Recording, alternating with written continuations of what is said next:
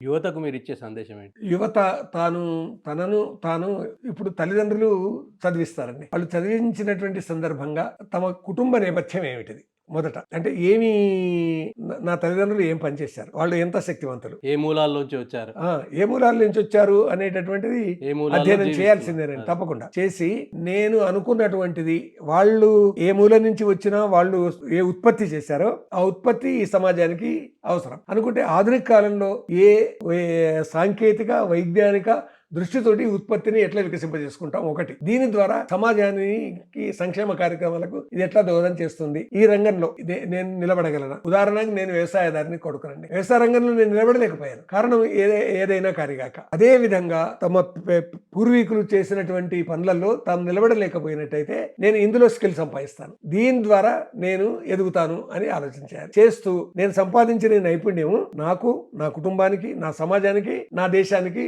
ఉపయోగపడాలి. నా దేశ వికాసంలో నాది కూడా ఒక బాధ్యత అనేటటువంటి ఆలోచనతోటి దేశ రక్షణ దగ్గర నుంచి మొదలెట్టుకుంటే దేశ సౌభాగ్యం అనే సంపద ఈ వికాసంలో నా కాంట్రిబ్యూషన్ ఏంటి, నా యోగదానం ఏంటి అని ఆలోచిస్తూ ముందుకు సాగాలండి. దానివల్ల ఏమైతుందంటే నేను నా కర్మక్షేత్రంలో ఉన్నాను. ఈ నైపుణ్యం నాకున్నది. నైపుణ్యంతో నా కర్మక్షేత్రాన్ని నేను వికసింపజేసుకుంటాను అనేటటువంటి ఇట్లాంటి ఆలోచనతోటి నిలబడేటువంటి అవకాశం ఉంటుందండి.